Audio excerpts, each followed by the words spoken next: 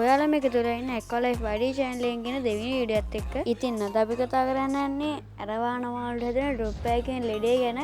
ඒ වගේම අද අපි කතා කරනවා ඇරවානට ෆීඩ් ගන්න මොනවද කියලා. ඉතින් දිගටම මගේ channel එකත් එක්ක එකතු වෙලා ඉන්න. අපි යමු වීඩියෝ එකට.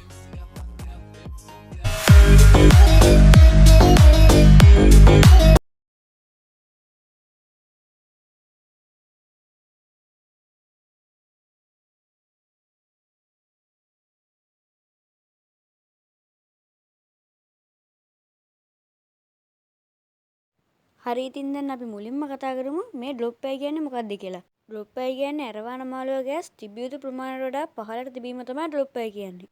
මේ ඩ්‍රොප් එකකින් රෝගේ හැදෙන්න ගොඩක් හේතු තියෙනවා. මම එකෙන් ටිකක් ඔයාලට පැහැදිලි කරන්නම්. පළවෙනි හේතුව තමයි ඇරවානගේ අවධානය ගන්න පුළුවන් එළියක් හරි ටීවී එකක් හරි තියෙනවා නම් ඒ දෙයට දවසින් වැඩි හරියක් ඇරවාන අවධානය දෙනවා.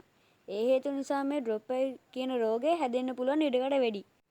ඒ වගේම දෙවෙනි හේතුව තමයි මෙයාලා ටැංක් එකේ ඉන්න අකමැති නම් ඔයාලගේ ටැංක් එක මෙයාට සුදුසු නැත්තම් වතුර ඉන්න අකමැති නම් වතුර පිරිසිදු නැත්තම් ගොඩක් දුරට හැම වෙලාවෙම වගේ මෙයාලා පනින්න බලයි.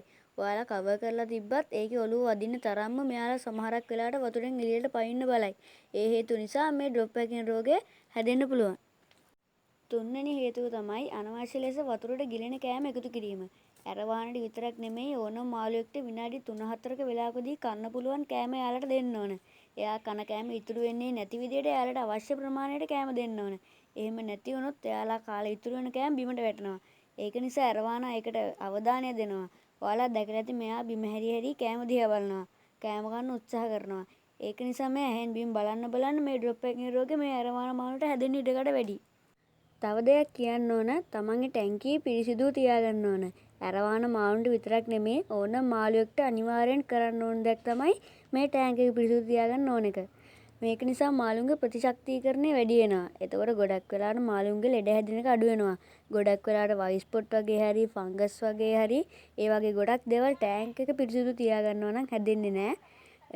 මුලින්ම ලෙඩේ හදාගන්නට වැඩි හොඳයි ලෙඩේ හැදෙන්නේ නැති විදිහට පරිස්සම් වෙන එක.